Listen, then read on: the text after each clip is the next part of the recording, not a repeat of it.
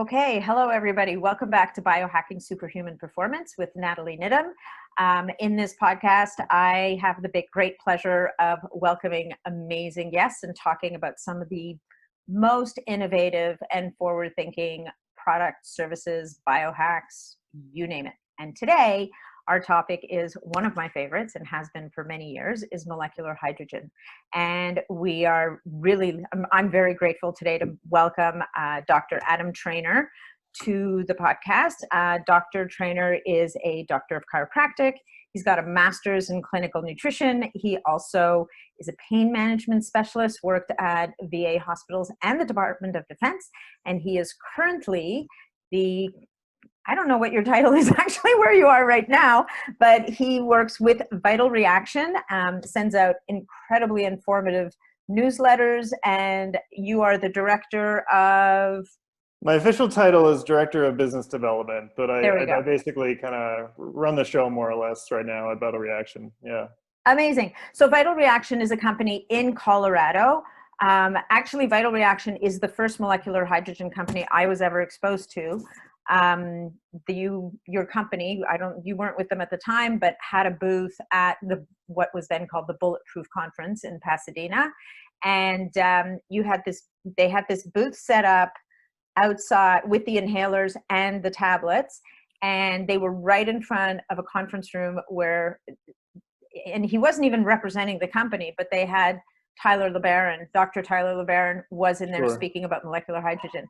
And I remember going in there kind of reluctantly because I was having a great time chatting with my friends and this and that. And I go in, I poke my head in, and he kind of, I think it was the one where he talks about the rat study where they induce Parkinsonism in one rat.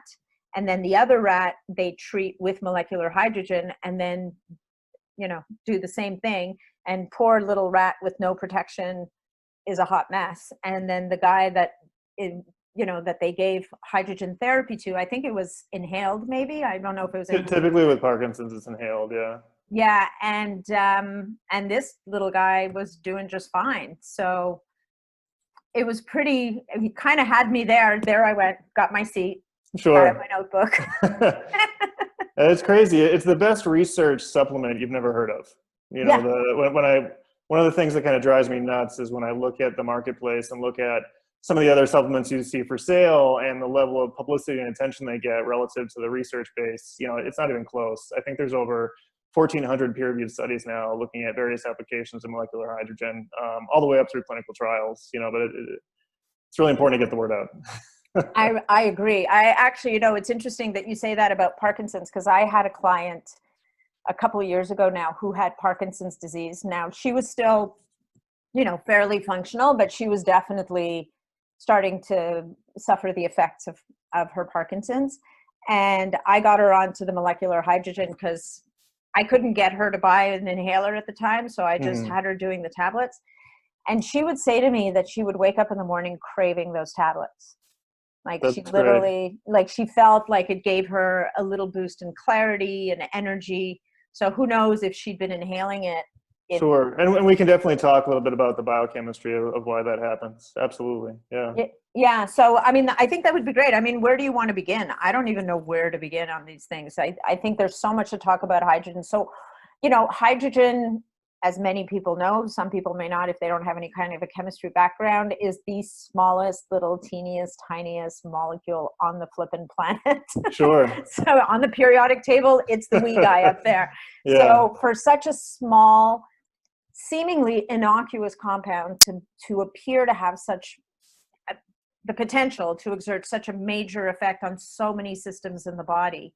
I know that Tyler LeBaron talks about it being a signaling molecule. So because the effect seen seems to be disproportionate to literally the volume of hydrogen you can get into a person without causing. Yeah. So let's talk a little bit about hydrogen and where it came from. So a lot of times I get blank stares when I tell people I work for a hydrogen company. They start thinking I'm talking about fuel cells or energy storage. And for most of medical history, to be fair, we didn't think hydrogen really had any health applications. It is, it's the most kind of widely occurring ubiquitous element in the universe. It's everywhere. It typically occurs as a gas.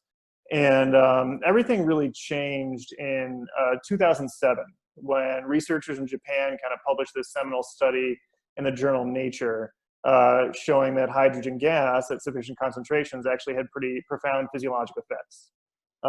In a nutshell, hydrogen is, as Tyler says, a cell signaling molecule and a really unique antioxidant. And it's really interesting and unique for a few different reasons. The first is that, as you mentioned, hydrogen is tiny. It's literally the smallest element in the universe. And because of that, it's able to diffuse very freely. It's also, nonpolar. So it's able to cross membranes very, very easily. So it can get to places most antioxidants can't. It can cross your blood-brain barrier. It can cross, cell membranes, mitochondrial membranes, and even nuclear membranes within the cell. The next really interesting thing about hydrogen is that it's really the only selective antioxidant that we know of. I love that. How does it know to do that? That's what I want to know. it's because hydrogen is such a stable molecule. So when we talk about molecular hydrogen, we're talking about H2. Yeah. So two, covalently bonded molecules of hydrogen. And it's actually very weakly reactive. And so what that means is that it's only going to react with really strong reactants.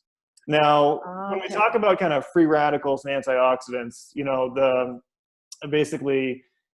free radicals are these molecules that are missing an electron, and we create them as a byproduct of normal metabolism. They are created as due to exposure to UV rays, the food we eat, air pollution. So we're both making them, and they're being produced by exogenous sources all the time. And while some free radicals are bad and we want to get rid of them, some free radicals are good and play an important role in cell signaling, in our immune function. Without free radicals, you'd be dead. And so one of the reasons that a lot of the research on antioxidants has been kind of so up and down, sometimes it seems like they help, sometimes it seems like they hurt, is because most antioxidants are like antibiotics, right? They just kind of blanketly neutralize any free radical they come into contact with. Right. What's unique about hydrogen is that because it's actually pretty weakly reactive, it only reacts with the really bad guys. Particularly these two radicals called the hydroxyl radical and peroxynitrite. Neither of which has any known beneficial biological activity, and both of which, play pretty strong roles in a whole host of chronic diseases. So it's really unique because it's selective. So it's the only selective antioxidant. And then the last thing, I think the most important thing about hydrogen, and kind of to Tyler's point about its cell signaling activity, is so hydrogen can, get right into your cell, right into the cell membrane, right into the cell nucleus. And at the nuclear level, it actually works at the genetic level by binding to the promoter region of a gene that codes for a pathway called the NRF2 pathway. That was on my list. Yes. So the NRF2 pathway is your body's master kind of antioxidant machinery. Yeah. So whenever your cells sense that they're experiencing oxidative stress, which means that you have more free radicals than you do antioxidants, the NRF2 pathway kicks on, and it starts pumping out more of your own natural, glutathione and catalase and superoxide dismutase. It has a whole host of kind of downstream effects. It, triggers all kinds of anti-inflammatory responses. It stimulates the production of ghrelin, which is the hunger hormone that's released when you're fasting. So it can mimic some of the benefits of fasting for metabolic disease. So sorry, but on the ghrelin, okay, so I'm going to ask you another question about this later. Sure. Okay, go ahead. In the brain, it upregulates the M2 phenotype of microglial cells. So microglia are like the immune cells of the brain. And based on the chemical environment, they can be pro-inflammatory or anti-inflammatory. And so hydrogen upregulates the expression of the anti-inflammatory version of these immune cells in your brain, which is one of the reasons it's being studied right now for Alzheimer's and Parkinson's. Because long story short, basically, especially with Alzheimer's, there's been some pretty compelling studies showing that an increased expression of that M2 phenotype has a really good correlation with decreased severity and symptoms of Alzheimer's. So anything that can do that naturally, effectively and safely is definitely worth exploring. That's amazing. Okay. Wow. Okay. Well, that explains the selective antioxidant thing. I've always wondered that, and I never could find anyone who could answer it. And that actually makes sense, because I'm like, it's way too small to have a brain. So Right. clearly there's something chemical going on. No, it's not thinking. It's more of a happy accident. Yeah. It's a happy accident. Okay, that's good. We'll take it. Yeah. So you said something about how it upregulates ghrelin? It does. It stimulates the production of ghrelin. Yeah. And ghrelin is somehow, ghrelin does more than just make people hungry, though. Doesn't ghrelin have a relationship with growth hormone? So I'm glad you asked. It's really interesting. So among other things, one of the things that ghrelin production does is help regulate another pathway called the mTOR pathway. Yeah. So mTOR is a pathway that controls a lot of different aspects of kind of cellular growth and development. Mm-hmm. And it's a really hot area of study right now for anti-aging. Yeah. Kind of the two communities that are really hip to mTOR are the kind of exercise physiology, research community, and then the anti-aging community. Yeah. Because so mTOR in the context of muscle growth is good, right? You want to turn it on because it's going to promote muscle growth. And so a lot of nutritional strategies for athletes, especially strength athletes, are designed around turning mTOR on. Yeah. The problem is that another word for uncontrolled growth is cancer. Yeah. And so having mTOR turned on all the time is not good either.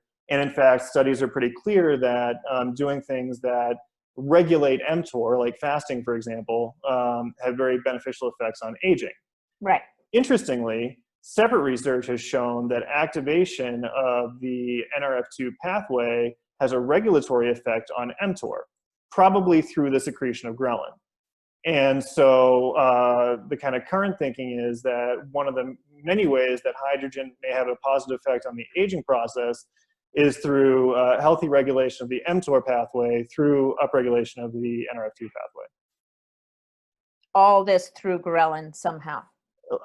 Yes. So one of the challenges with hydrogen, because in the anti-aging community, they try to and you see people going to extremes, right? And I'm sitting there going, well, wait a minute, you shut mTOR off, you're going to lose muscle mass. I haven't met too many elderly people with no muscle mass who are doing all that well. We're doing great. Personally, yeah. I'm just saying, right. you just don't. So, the trick has got to be in toggling it on and off. Correct. So there's no biological free lunch, right? No.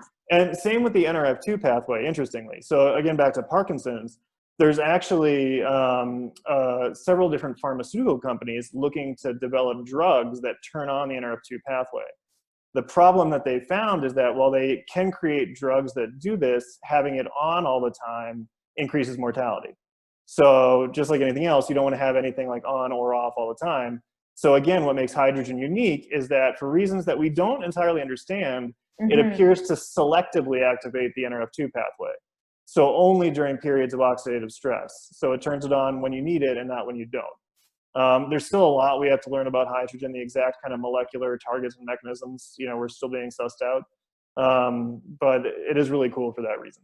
Well, and the other thing I think that's very cool about molecular hydrogen, and I don't know if this is still true, but every time I've heard Tyler speak or anybody else speak in this space is, to this point, nobody's found a toxic dose.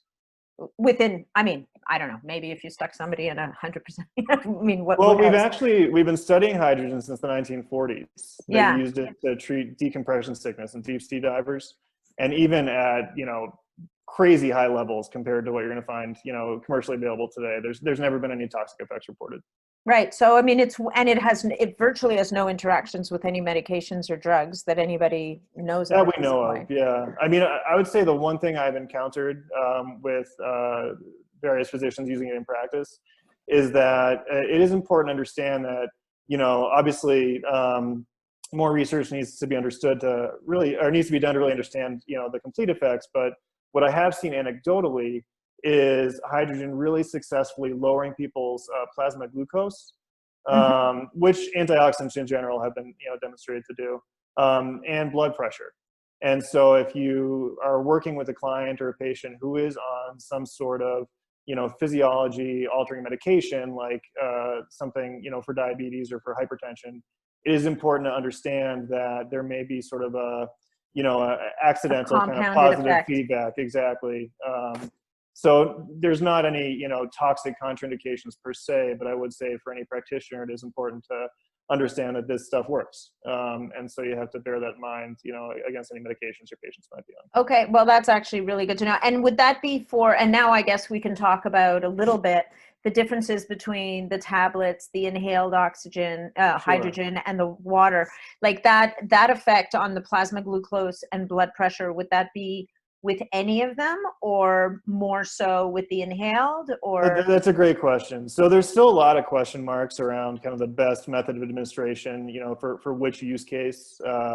The three main methods of administration for hydrogen are IV, oral administration through hydrogen-infused water, and then inhaled hydrogen. IV hydrogen isn't really being done in the US yet, but it is being studied pretty extensively in Japan and China. Especially for kidney health, incorporating like a hydrogen saline as part of a dialysis treatment.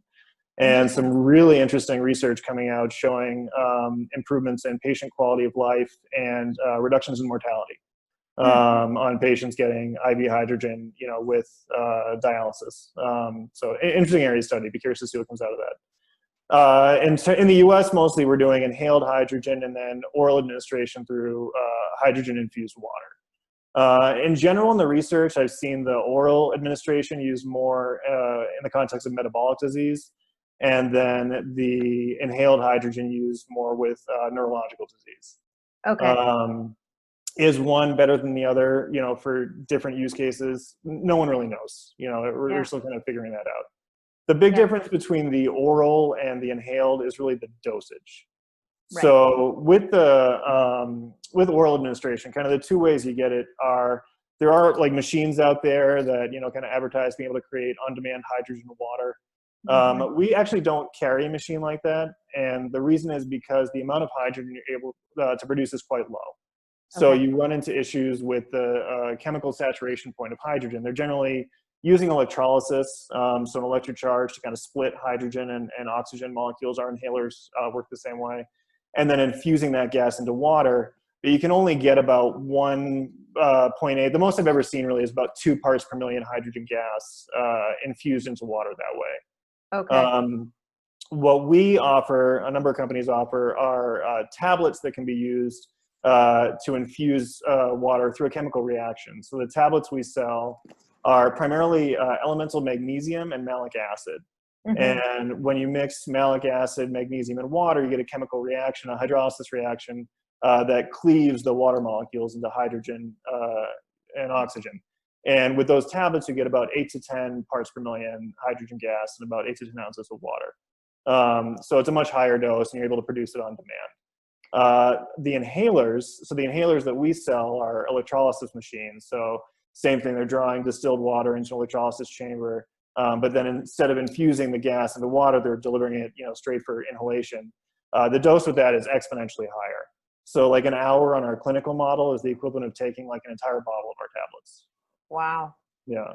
And because you have two different models, right? You have an at-home one and a clinical one. We have a home and a clinical model, and the clinical model produces about twice as much hydrogen in the same amount of time. It's really for kind of like the length of treatment. So you can get an equivalent treatment on the clinical model, and the home model will be about a half hour on the clinical model versus an hour for the home model. Right. You know, for doctors in office, just being able to have that patient throughput is really important. Another important note about our inhalers is that, so the clinical model produce about 7% hydrogen gas, and the home model produce about 2% hydrogen gas. The vast majority of research I've looked at is usually using a concentration of about 2% hydrogen gas. And the reason for that is because A, it's efficacious. There's no real research showing that more, you know, is better. And the other major concern is safety. Yeah, somewhat, so somewhat volatile. You may have heard of the Hindenburg. Yeah, the tiny but mighty molecule. A study was published earlier this year looking at the safety question in the Journal of Medical Gas Research that showed that any machine producing hydrogen at a concentration of greater than 10% started to pose a risk of explosion. And so the machines that we sell are Japanese made, and they're the only machines in the market that actually are designed to produce levels below 10%. They have a governor that kind of keeps the percentage from climbing above that. You know, conversely, if you look in the market, there's a ton of machines advertising, you know, 99% hydrogen. Doesn't that make them like bombs, sort of? So ironically, at least some of them that I'm aware of are repurposed torches. where they just took off the igniter and put on a breathing apparatus. And You're kidding. No, I'm not. Oh my God. So what, Yeah. like 5 minutes and you're done? Yeah, right. So, you know, there haven't been any incidents in the US yet, thank God. There have been one or two kind of accidents I'm aware of, you know, in Japan manufacturing facilities. But the safety thing is important, something that's important to be aware of. Yeah. I would think so. As a matter of fact, Tyler talks about a researcher, I think it's in Japan, who keeps his whole house at a certain concentration of hydrogen in the ambient air. So when you go to his house, you have to go through like one of those. Like an airlock. Yeah. So I'm guessing funny. he doesn't use a gas stove. Yeah, I would assume it's probably pretty low concentration. I'm sure it's relatively low, Yeah. but I mean, it's quite an amazing thing to hear, right? Like when That is crazy. someone yeah. who believes so strongly in something that he's just going to Well, live in it. so in Japan, where a lot of the early research was done, it's actually already been approved by the Japanese Ministry of Health for a variety of uses. So let's talk about those. So, because for me, like when I have clients sometimes who've had, and I mean, so many people, TBIs have become somewhat epidemic these days. Sure. And I will just say, you know, whatever else you're doing, take this. Yeah. Just have them like right. high dose molecular hydrogen, because apparently, right. you well, know, it's unlikely to hurt, right? Because it's extremely safe. And there's a chance it might help. So it's definitely worth trying. Yeah. Even in, I saw a paper recently coming out of China that it's actually been being tested as part of the coronavirus treatment protocol in China. I've read that too. Using inhaled hydrogen. And again, you know, too soon to really say anything, but there are very interesting animal models looking at hydrogen in the lungs, showing protective benefits from preventing like COPD and smoking, preventing and even like reversing lung damage in the case of like radiation-induced lung damage. So I'd be really curious to see, you know, what, if any, benefits it turns out to have. Right. One of the other ways that that a lot of biohackers or a lot of people in the biohacking community will use hydrogen is when flying. Sure. Yeah. So, I mean, so my personal N of one experience is that typically when I fly, hey, kitty. Danny's working at home. Yeah. That's all right. My dog, you may have heard it barking earlier. Yeah.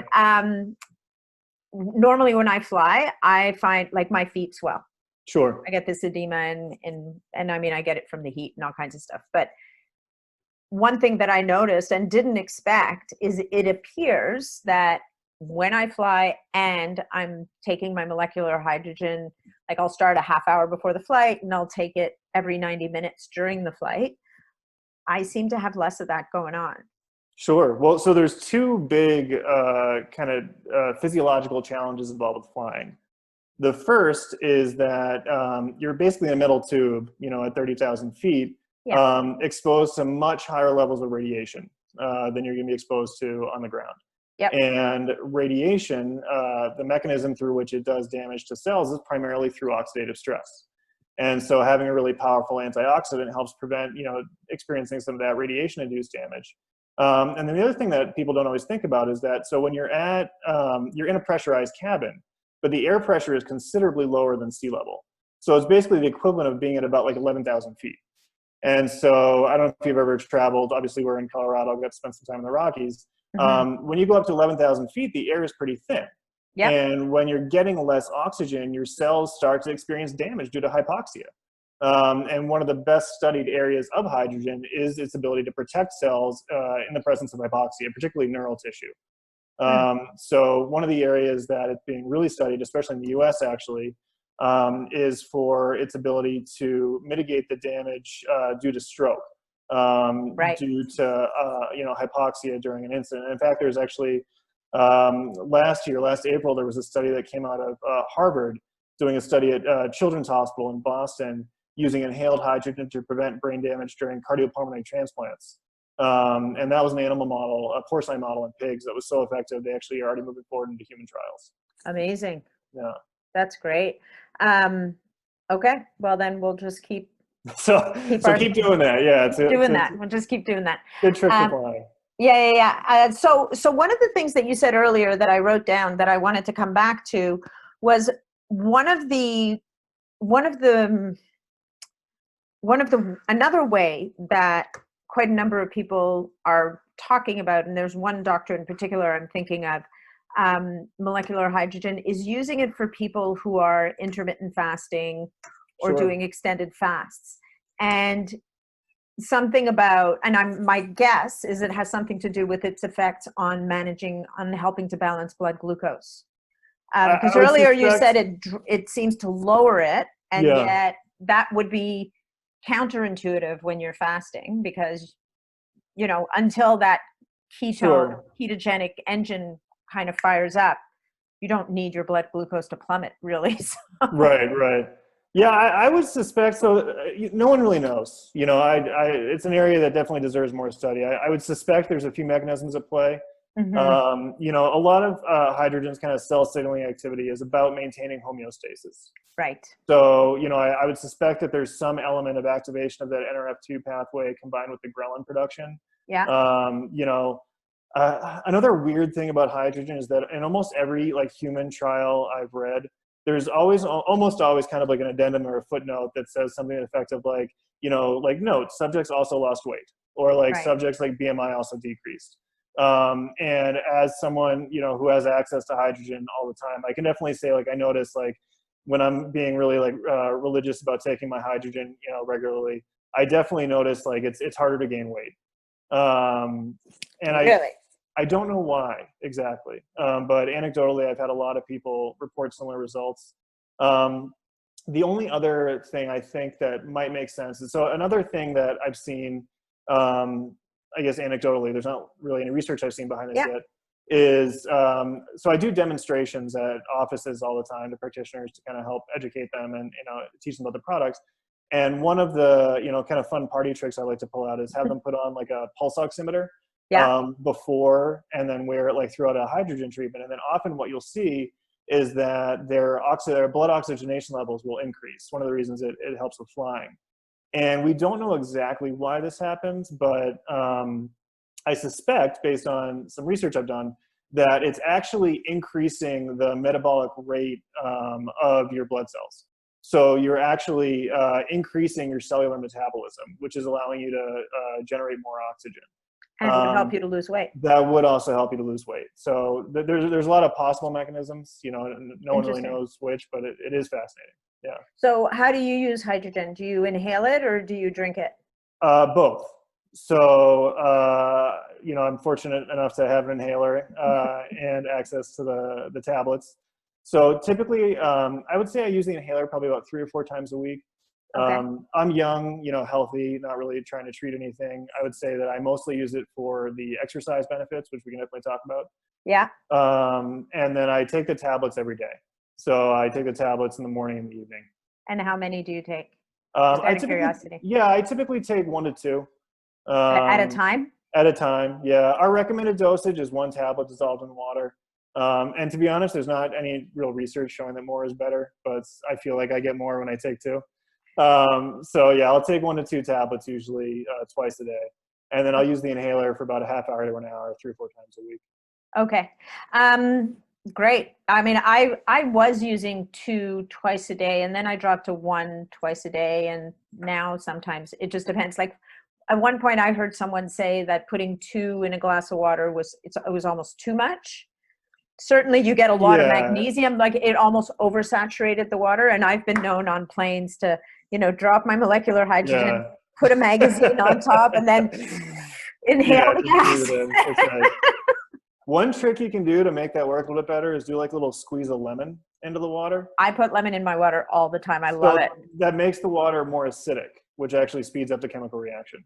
Yeah, I've noticed that the tablets will melt faster, but does that cause the hydrogen to release to the air faster too? It's a good question. So hydrogen diffuses, like we talked about earlier, very easily. And what that means is it's going to diffuse right out of your water glass, within about 10 minutes after having made it.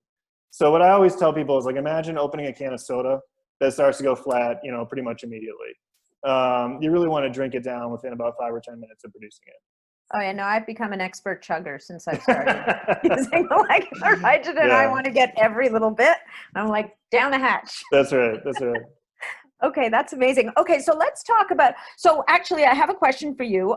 This came out of I run a growing Facebook group these days, Sure. called Biohacking Superhuman Performance. But this came up once or twice. People, and people in these groups often are doing a lot of different things all at once. So not to dismiss anybody's concerns, but sometimes stuff comes up and it may have nothing to do with what they think it has to do with. But this person believes that when they use molecular hydrogen, they feel like they get heart palpitations. Interesting. Have you ever heard that or anything? I have like not. Okay. I mean, I hadn't either, but I just thought I'd ask. It could be the magnesium. If they're having a reaction.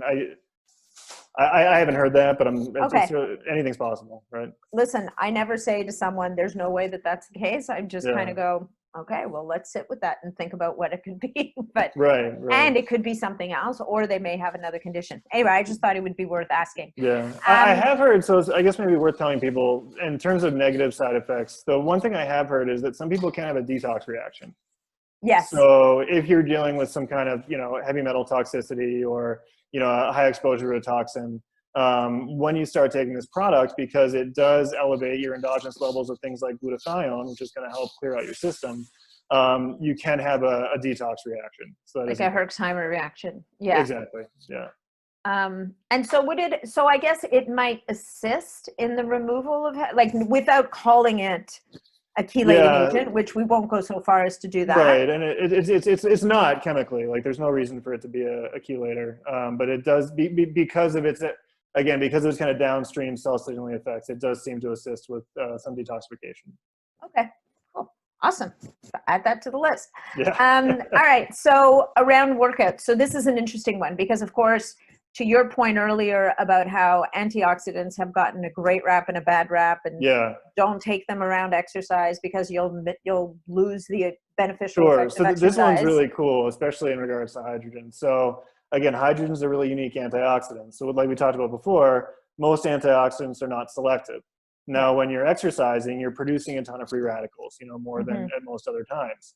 And what we've learned is that you actually need those free radicals to stimulate a hermetic effect. So at the cellular level, one of the things that actually causes your body to supercompensate from exercise is a chemical signal from free radicals. Interestingly, another thing that's necessary for that supercompensation to take place is activation of the NRF2 pathway. So what they found with hydrogen, looking at athletes, is that you seem to get the benefits that you would think you would get from mitigating free radical damage. There's studies showing everything from improved stamina, decreased kind of perceived sense of exertion, chemically decreased blood lactate levels, and then improved recovery times in athletes without any sort of negative effect on performance or response to that exercise, which is likely due to both hydrogen's selective activity and its selective activation of the NRF2 pathway. So you're kind of getting a lot of the benefits of, it's really central to kind of what makes hydrogen so special. Yeah. So you're getting the benefits of, antioxidant therapy without any of the side effects, and you're actually getting something that's really driving the reaction in the favor of supercompensation by upregulating NRF2. So pre-workout or so people take it pre or post. So I'll typically take doesn't matter. It really doesn't matter. They've shown benefits both proactively and retroactively. Yeah. Wow, that's very cool. Yeah. Love that. Okay, so we talked about that. Sleep. So I have people who, first of all, the magnesium is going to be helpful for sure, regardless. And it's not a nothing dose of magnesium. It's a reasonable dose. Yeah. You get about 80 milligrams per serving. Yeah, which of elemental, right? Correct. Of actual magnesium. Yeah. But then I've heard other people talk about how you don't want to have it too close to sleep because it could be stimulatory. Is that just based on the individual thing, or? It absolutely goes both ways. Yeah. Okay. Again, there's not a lot of research looking at sleep yet. There's actually a clinical trial right now looking at sleep apnea. Interesting. So I'll be curious again, because a lot of the negative side effects of sleep apnea are due to hypoxia. So it makes sense. I'll be curious to see what the research says. I've heard both. So anecdotally, one of the most common things that people using our tablets report is improved sleep quality. Interestingly, the other kind of most reported anecdotal evidence is improved energy. And yeah, so they're so paradox. it kind of goes both, right? Yeah. And so I think it really depends on how you respond personally. There's some people who can take it right before bed, no problem. I notice I definitely get more of like a little boost of energy after I take it, so I probably wouldn't do it right before bed. That being said, I definitely do notice like improvements in kind of like my sleep quality or the regularness of my sleep cycle when I'm using a lot of hydrogen. Yeah. Do you measure your sleep?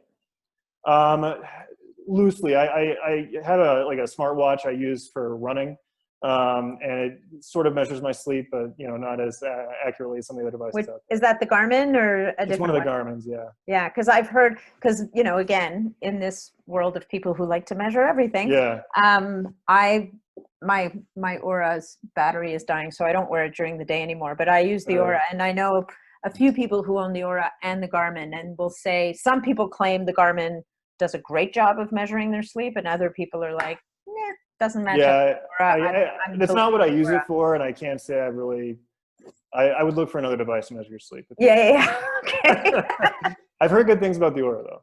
Yeah, no, it's great. It's yeah, and it's so funny with these devices because you get these people who are very, I don't know, I'm not going to describe them because I don't want to offend anybody, but they come in and they go, well, it's not that accurate, and the HRV this and that, and I'm like, okay, could we just take a chill pill? Yeah. It will be accurate for you relative to you.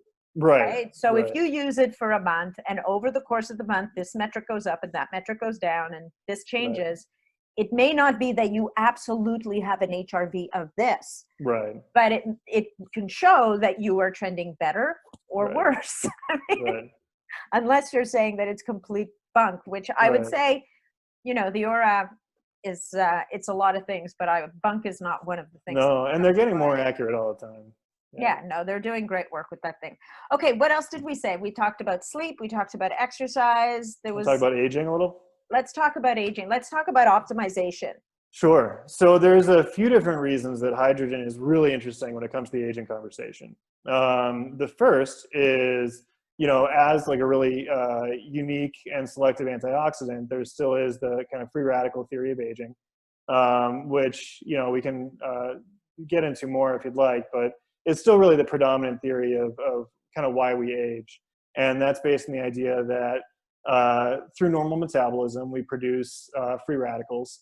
Yep. Over time, the damage from those free radicals accumulates, and the accumulation of that free radical damage is essentially what we have come to understand in a nutshell as the aging process. Okay. There is empirical evidence to kind of suggest that that's at least part of the story. Organisms with higher metabolisms tend to live shorter, than organisms with lower metabolisms. It's one of the reasons that fasting, is likely beneficial for aging. More recently, emerging research is kind of saying, well, that maybe isn't the whole picture. And there's some other kind of hot areas of aging research right now that hydrogen actually also applies to. So just aside from the antioxidant benefits, and its ability, like we said, to penetrate directly into cells, it can penetrate directly into mitochondrial membranes, so it can go to kind of do the work where it's needed most. The other really interesting areas of aging right now are, have you heard of NAD? Yeah. So most people have. Most people in our world have. So NAD is a cofactor. It's NAD and ADH. We're right. So it's a form of vitamin B3. Yeah. And long story short, it's a cofactor in probably millions of processes in the body, a lot of which are regulated to cellular metabolism, growth, aging. Levels decrease as we age. And there's a couple of really popular supplements out there that have shown that they can kind of increase your NAD levels. Whether or not that has an effect on aging kind of remains to be seen. But in terms of NAD, one of the main ways that we lose NAD is through its action as a cofactor with an enzyme called PARP, which is responsible for repairing DNA damage due to oxidative stress. Okay. So studies have shown that hydrogen is actually able to decrease oxidative stress at the DNA level. So it helps preserve the amount of NAD that you are needed to use. And it also, and you're familiar with telomeres? Yep. So telomere, I guess for your audience that isn't familiar with them, is it's like a plastic cap on the end of a shoelace on the end of our chromosomes. And so basically, as we age, these telomeres shrink. The idea behind telomeres is that they're actually probably a protection against cancer. So basically, like if your cells were able to divide kind of infinitely, eventually you would almost statistically be guaranteed to get cancer. And so telomeres kind of prevent that by putting, a lifespan on the cell, limiting the number of times it can divide. We have an enzyme called telomerase that is responsible for keeping telomeres for shortening. So the more telomerase you have, the longer your telomeres stay longer, the longer your cells will live, the longer you will live. More longevity you have. Hydrogen's been demonstrated to prolong telomerase activity. So it actually helps extend the lifespan of your telomeres. In a good way. In a good way. Maybe, who knows, right? We don't know yet. Maybe that's the downside we don't know about yet. Right. Maybe you live longer, you get cancer, right? Yeah, who knows? Well, which statistically, the longer a person lives, the higher chance they have of developing some kind of cancer. The other big aging application for hydrogen is to a group of proteins called sirtuins. So sirtuins, again, are really kind of hot area of research in aging. It's a group of about 7 enzymes that we've identified so far that function in a huge number of cellular processes, but most of them are related to kind of like growth aging, so much so that they're called the longevity proteins.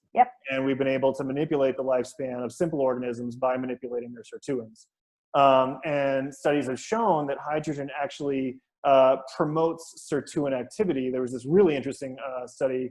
It was in a petri dish, so just looking at cell cultures, but basically they treated these cell cultures with a toxin. I don't recall what the toxin was. And found that in the group of cells that was treated with the hydrogen, sirtuin activity continued even after exposure to the toxin, where it did not in the cells that did not receive the hydrogen. So again, what all this means in terms of the aging story, researchers are hard at work trying to figure that out. But whatever the story turns out to be, hydrogen will definitely have a role. That's really interesting. So that's its role in aging or anti-aging. What about in cases like, have you seen any work or heard anything in terms of the community? Because Lyme's disease has become such a massive, I'm blown away by the number of people I come across in, because these types of Facebook groups are always attracting people who are looking for solutions where conventional medicine has a certain amount to offer them, but sometimes they run out of options, so they're just looking for anything else. Have you seen anything that might indicate that hydrogen might be helpful in those kinds of situations? In clinical practice, yes. In research, no, not that I'm aware of yet. Lyme disease is complicated, right? Especially when you get like tertiary, the long-term kind of chronic Lyme. The pathogenesis isn't even really that well understood yet. And there's a lot of people, who are really hurting because there's a lot of like physical and mental, symptoms. It's really unpleasant. Well, and it's one of the things I'm big in is the whole genomic and epigenetic world, and there are definitely a few genes that, when people have certain variants, put them at a higher risk of suffering from chronic Lyme's disease if they come in contact with Lyme's.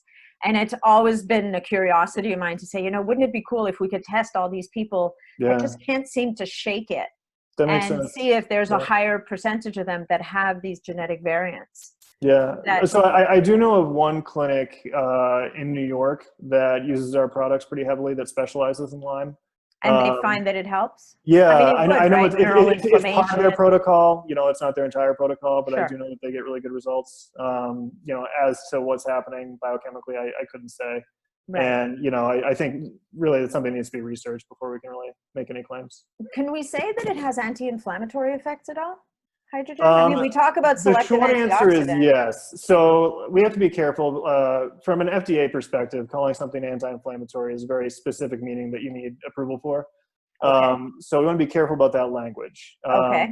That being said, activation of that NRF2 pathway does trigger the release of anti-inflammatory cytokines.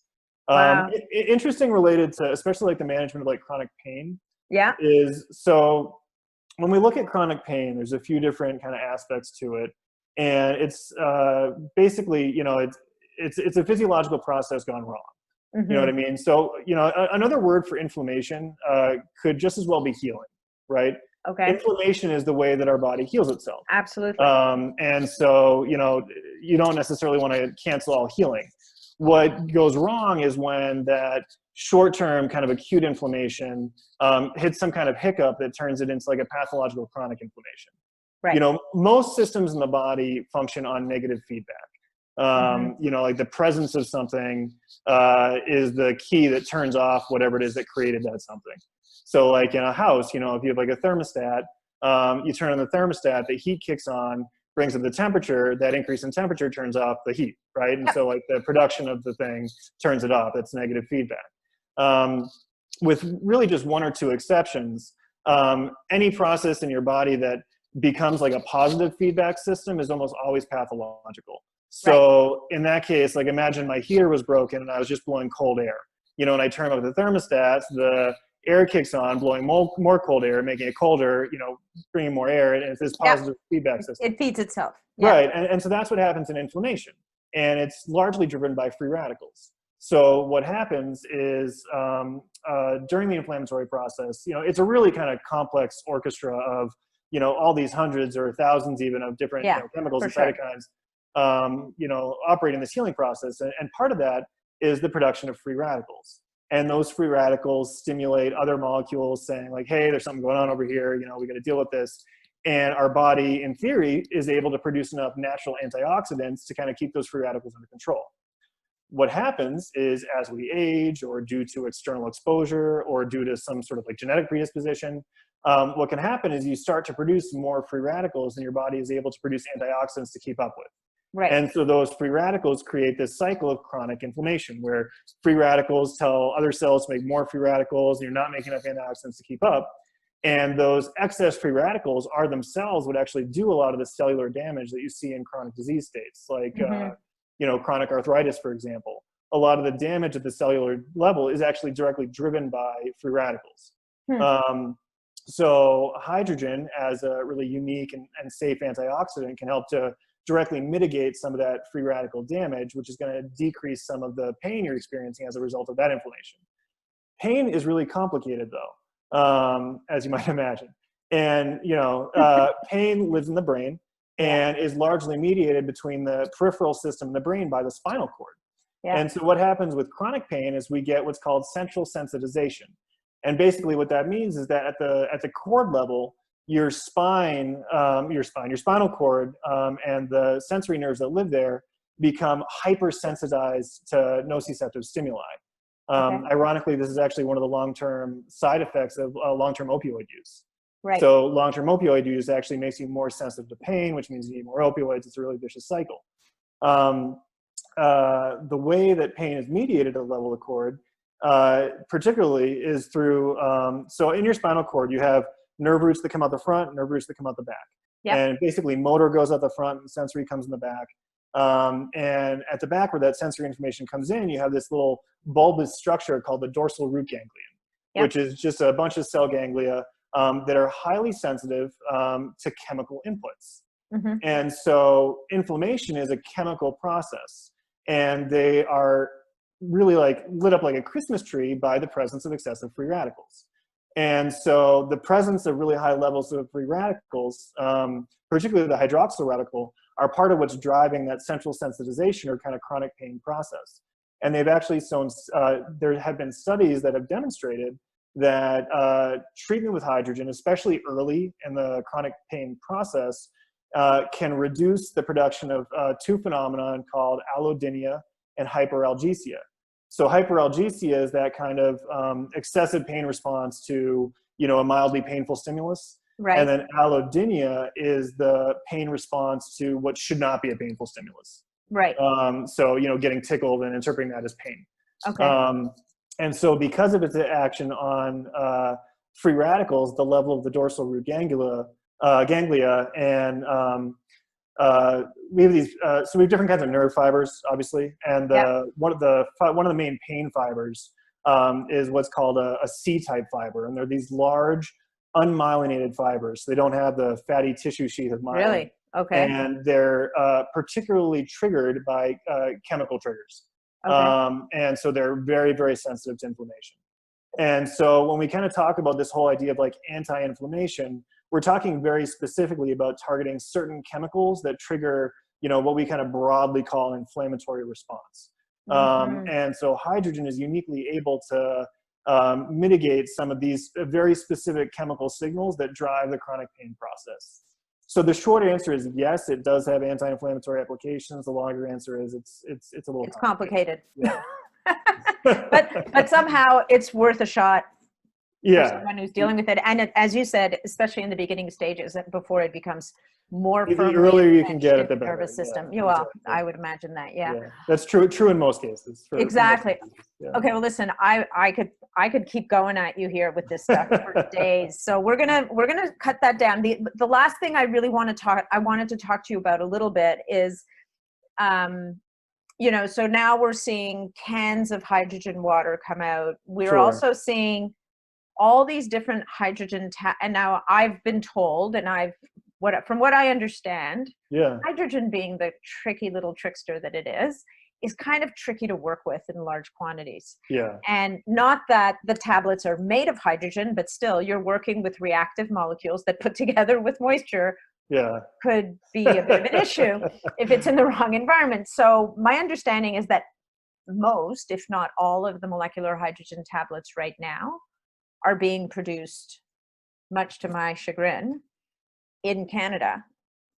That was the case. There's actually substantial U.S. production now. Oh, is there? Okay, because it always used to really annoy me that they were made in Montreal, they were being shipped off to the States, and then I had to pay to bring them back here. That manufacturing has largely been moved to the U.S. Oh, has it? In California now. Okay. So there's a number of hydrogen tablets in the marketplace. What I would say as a consumer, obviously I'm going to advocate for vital reaction, but what I would advocate for consumers to look for is some sort of tablet that has about 80 milligrams of elemental magnesium and malic acid as the primary active ingredients. You know, there are typically a couple other ingredients in there that are part of the manufacturing process, you know, kind of binders to help hold the tablets together. Stuff like dextrose and, you know, stearic acid or adipic acid. But really what you're looking for is about 80 milligrams of magnesium and then malic acid. You need about a 5-to-1 ratio of malic acid to magnesium to drive the chemical reaction. So any tablets with that makeup are definitely going to give you hydrogen. There's a couple others I've seen out there that have like a completely different ingredient list, and you know, I really can't speak to those. I haven't seen anything suggesting that anything other than that ingredient combination is going to produce hydrogen. As far as the cans and like the kind of prepackaged hydrogen water, it really goes back to that problem we talked about earlier. You know, hydrogen diffuses so freely, it's almost impossible to contain. Like I've heard it even can get out of glass. Like, I mean, it can even permeate through glass. Like there are special aluminum containers that they use industrially that can kind of hold it a little bit longer. As a gas, really, but not when it's dissolved in water. So even with those cans, you know, I think that the most that they claim you can get is they load them at 2 parts per million. How much you're actually getting by the time you open it, there could be nothing in there. It's hard to say. Okay, so that's just it's a bit of a trickier thing. If your audience wants to check, there's a reagent that you can use. You can buy it off of Amazon called H2 Blue. I just bought some. I haven't got it yet. I'll warn you that it's tough to use. It's kind of like the best at-home option there is. The challenge is that the results are not very reproducible. So you can kind of run the same experiment and get wildly different results time to time. So like you kind of have to, it's sort of our conversation about the Aura ring earlier, you know, it's maybe not giving you like an exact data point, but you can kind of use it to compare. Beyond that, gas chromatography would be the kind of gold standard for measuring hydrogen. Which is not super available to most of us. Typically, you need to find a lab that you can, work with. Well, and by the time you get the water there, it's gone anyway. That's right. Missed it again. Yeah. Okay. So there's the inhalers that you guys make. There's a few others on the market, obviously. Sure. And again, the real thing to think about there is the safety issue. For sure. Just, you know, so in terms of concentration, about what you're buying and make sure it's a concentration under 10%. Yeah. Okay. I think that's, and actually, you know what? So the last thing was, and this is going back a little bit, but there is some evidence, or there have been some studies that have shown molecular hydrogen can be helpful, or maybe it's been shown in animal studies to be helpful for like melanomas. And was that the gap? Do you remember if that, I'm pretty sure it wasn't drinking hydrogen water. I think it's almost a topical application, inhaled, right? And topical. So we sell a, like a dermal therapy device that's an ultrasound based device so you can make the hydrogen water using your tablets and load the ultrasound dermal therapy device, and it creates a nanomist for topical applications. Oh, cool. That we've been getting really good feedback on.